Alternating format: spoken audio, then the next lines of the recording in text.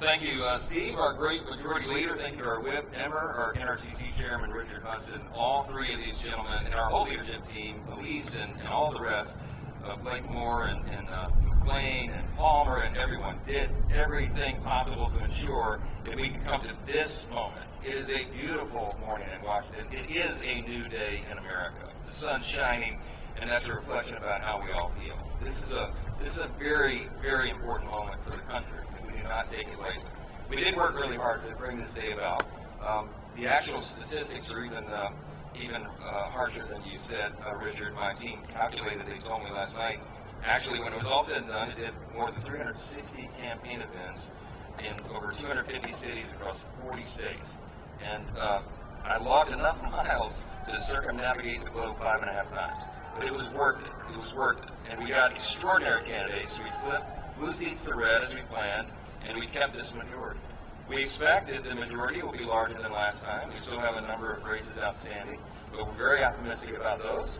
And we are looking forward to governing in unified government beginning in January.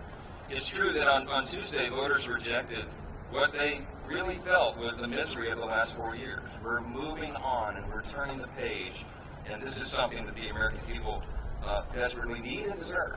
We are going to raise an America First banner above this place. And you saw a demographic shift that I was talking about on the campaign trail for over a year, with new demographics, new groups of persons who had not traditionally been with the Republican Party, who came on board with us because they believed in what we were saying. They believed the answers that we were providing for all the great challenges facing the country. And we made them a commitment to do that. And we will. And as the new members return now, we lay the groundwork for the next Congress, and we usher in this new day in America. The Republicans in the House and Senate have a mandate, it's true. It was a decisive win across the nation. The American people want us to implement and deliver that America First agenda. And we have to do that while we have that energy and that excitement beginning on the very first day of the Congress in the new year. It's clear the American people do want secure borders. They want to prevent terrorists and criminals from entering the country. These things are common sense. They want and deserve lower costs for groceries and gasoline. They want us to project strength on the world stage again and not the weakness that we have projected for the last 4 years.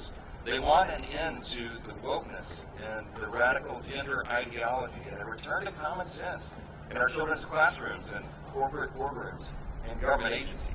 We're going to ensure all this is true. This leadership will hit the ground running to deliver President Trump's agenda in the 119th Congress, and we will work closely with him and his administration to turn this country around and unleash, as he says, a new golden age in America. That's not a campaign slogan. We believe that that is true. We believe in our hearts that America's best days are ahead of us. We're excited to deliver upon that promise. The only way we're able to work quickly is because we have unified control of the Congress, both chambers now in the White House beginning in January.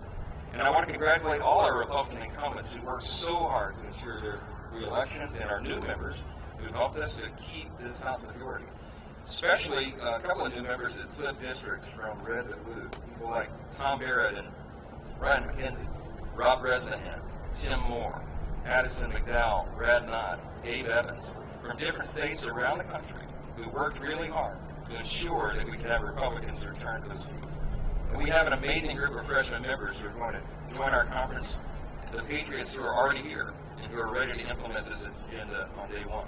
Now, as we sit here this morning, we're still watching a number of races. We have races still pending in Alaska, Arizona, California, Maine, Ohio, and Oregon. And we're going to ensure that every single legal vote is counted in those races. So while we're completing the work of this Congress, we're shifting gears and preparing for the next Congress. We're also still in campaign mode in some sense and awaiting the final outcome of these races. Looking ahead over the past year, I've been working with our committee chairs and our Senate colleagues to lay the groundwork for this America First agenda. It will grow our economy and reduce inflation. It will secure our borders. We will restore America's energy dominance once again. We'll implement educational freedom, and we will drain the swamp. And that's just the beginning of the agenda. This leadership team standing behind me has been preparing for this moment, and we are ready to deliver on America's mandate in the next Congress.